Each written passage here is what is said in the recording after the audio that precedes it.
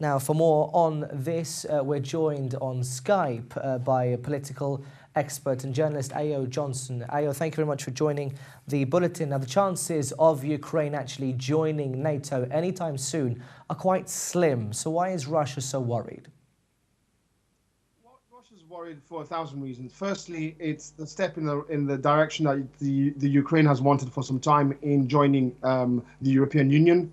They know that it will lead to closer ties with European members and ultimately the United States. That in itself will cause a huge problem for Russia as those ties are strengthened. Ultimately, if Ukraine eventually becomes an EU member, then ultimately it can become a NATO member. And becoming a NATO member becomes a huge worry for the Russians because they know it's very much the United States, very much at its doorstep.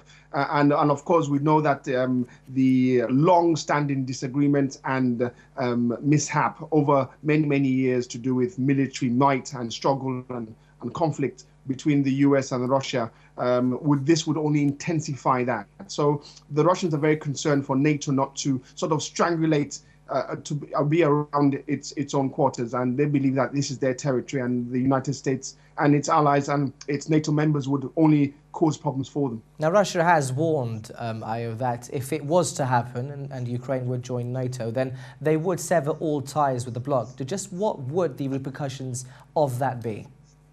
Well, Russia right now are slightly weaker, going through possibility of a recession. We know already that the slowdown in the oil market has hit the Russian economy very hard. We know that the Russians are not very happy with the fact that their economy has faced sanctions from the West. And of course, we know very well that the only leverage that the Russians have right now is its ability to stop the oil flow that the Europeans desperately require right now from them. And that would be a huge leverage that they do have. And if they did impose that, then I would expect the West, through the United States and other Western powers, to apply further sanctions, which could only hurt the Russian economy, which, as we do know, is struggling right now.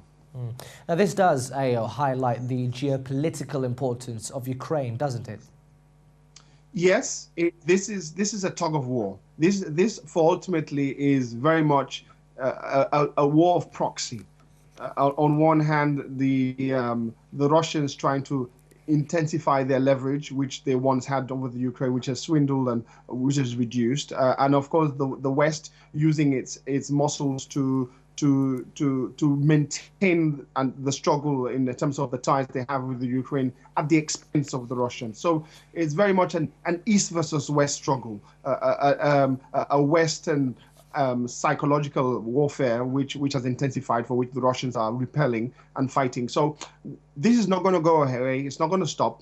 I'm afraid that this is going to be with us throughout 2015 and maybe into 2016, with very, very many different risks associated with that, because we do know that both sides, the problems can intensify and may go out of control. Right. Now, moving on slightly, Ayo, Ukraine, Russia and the OSCE are supposed to be meeting today and Friday regarding the Minsk agreement. Now, how will these latest developments impact those talks? Well, it would impact significantly. Those talks are pivotal. I think the Russians want to influence. They know very well that they want all decisions in relation to the Ukraine and its territory to be in their favor. We know already that the West would always try to leverage, will always try to squeeze, will always try to push Russia to its limits. They know that ultimately they want the Ukraine to become a European member state and ultimately become a member of NATO. And for them, they see all of these agreements as a catalyst of weakening the Russian economy, weakening the Russian strengthened territory. And I'm afraid we are looking at a protracted war of some description, ultimately without the fighting between East versus West, but ultimately a psychological warfare, sanction warfare, warfare of influence, and very much warfare of territory taking. Journalist and political expert Ayo Johnson, thank you very much for your valuable time.